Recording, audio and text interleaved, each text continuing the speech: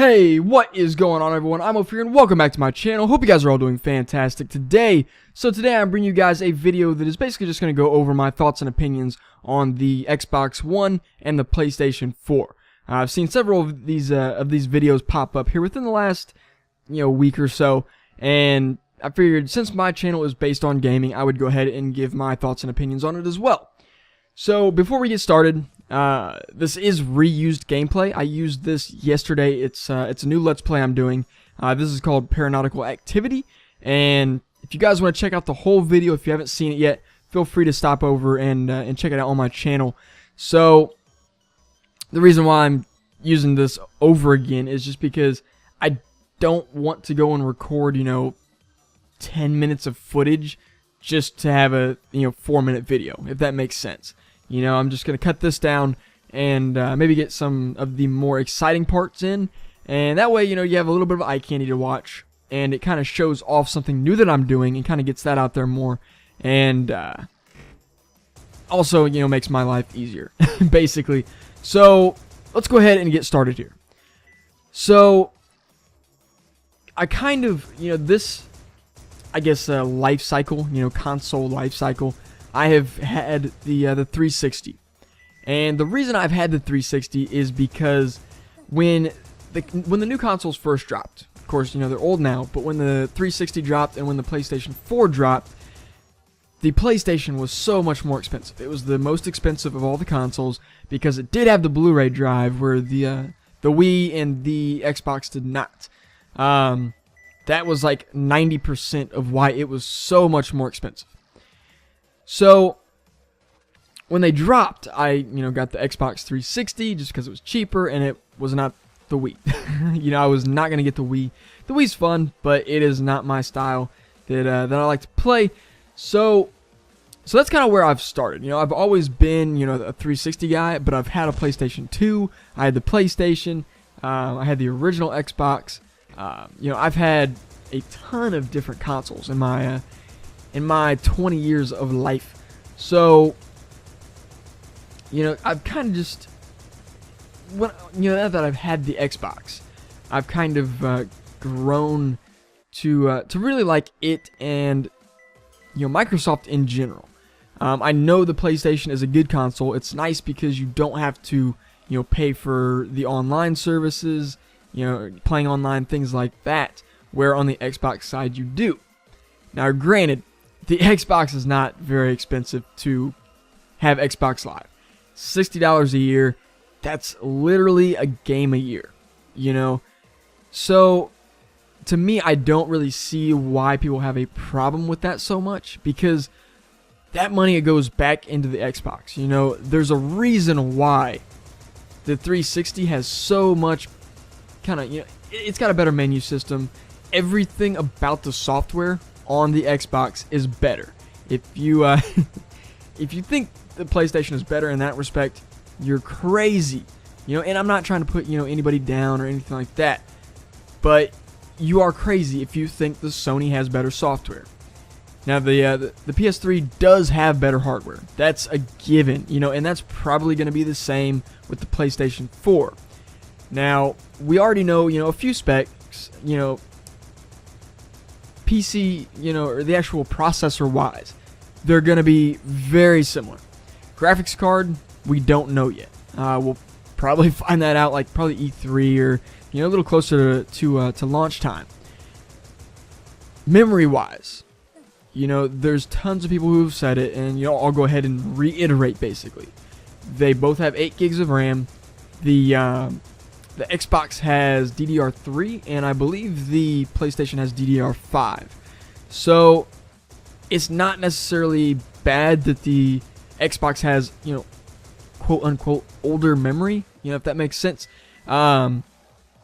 Because the DDR3 memory is a little bit quicker when it comes to, processing and things like that. Anything that's not GPU related, that kind of thing. And the PlayStation is the exact opposite. But the Xbox has 32 megs, I believe, of dedicated GPU memory. So they're going to be very, very similar in that regard. You know, just because the PlayStation 3 has DDR5 and the Xbox has DDR3 is not going to make a huge, huge difference. There's going to be little differences, you know. But, you know, that's that. And so, spec-wise, I think they're going to be very similar. When the PlayStation announced the PlayStation 4, their announcement was okay. It wasn't great, but it wasn't horrible. You know, they did show a lot of new games and, you know, things of that nature, where the Xbox tended, you know, they kind of focused more on, I guess, the TV is, you know, kind of the key thing, but I think it was more so the family aspect of things. You know, being able to, you know, switch to movies and, you know, watch movies on your Xbox. You know, that is all to compete for the HDMI 1 on your TV. And, you know, kind of bring the family together and things like that. So, PlayStation, as far as, you know, comparing it to gamers, it was geared more towards gamers as far as the announcement. The Xbox was not. You know, the Xbox, it wasn't necessarily a bad announcement, but it was not great, to be honest. You know, they didn't have a lot of people who actually spoke very well, you know, if that makes sense. They didn't have anybody who, you know, does, I guess, you know, kind of like what I do, you know. And I'm not saying I'm great at, you know, commentaries and things like that. I've gotten so much better over time, but there's things that, you know, I can learn, you know, like anybody. So that's kind of the thing, is Sony, as far as, you know, talking and, you know, kind of, you know, bring it into a light of, you know, gamers rather than, you know, TV. I think they won that side of things. But, you know, at the same time, the Xbox, I don't think, was a total loss as far as, you know, the announcement. Having that ability to, you know, easily change between menus and do this and do that, I think it's a cool feature. They just should have talked a little bit more about games rather than TV, sports, and, you know, Call of Duty. That's pretty much the entirety of that. But I think when E3 comes around, we're going to learn a lot more, and I think they're going to give us a lot more information in general, which is going to shed some light on things, and I think it's going to show people, you know, that, you know, the Xbox isn't going away from games. They are just trying to open up to a broader market.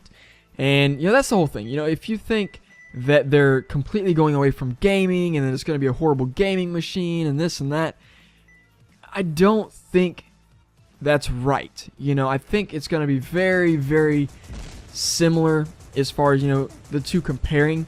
But I think the Xbox side of things is just going to have a better menu.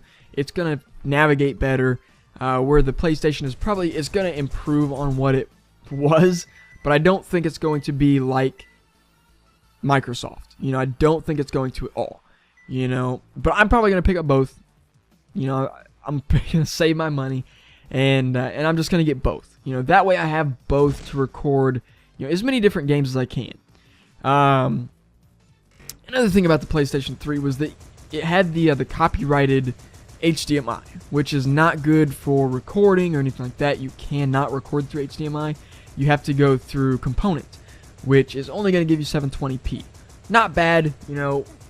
YouTube down converts it to 720 anyway, so you're not going to get a big difference. But it's, you know, the hassle of it and things like that, it's harder to do. I think they're going to fix that on the PlayStation 4, and it's going to be more accessible to everybody, which is going to be good. I think they're going to fix that, which is, that's going to be nice. Hopefully they do, because if they don't, I don't know, you know, I'll have to find some way to record. I still have an HD PVR, so I can still do it through Component, as long as they still have that ability to do it through Component. But, yeah, I mean, as far as what's going to be better, it's way too early to tell. And I think they're going to be very similar anyway. You know, they're going to be, spec-wise, very, very close to each other as far as, you know, how they work, they're going to be different but similar, you know, in the same way. I think Sony is going to improve a lot, but I think Microsoft, as far as the software side of things goes, they're going to win. That's their thing. They will win the software side of things. But I do think Sony will probably squeeze out the hardware side of things. It'll probably have a little bit better graphics.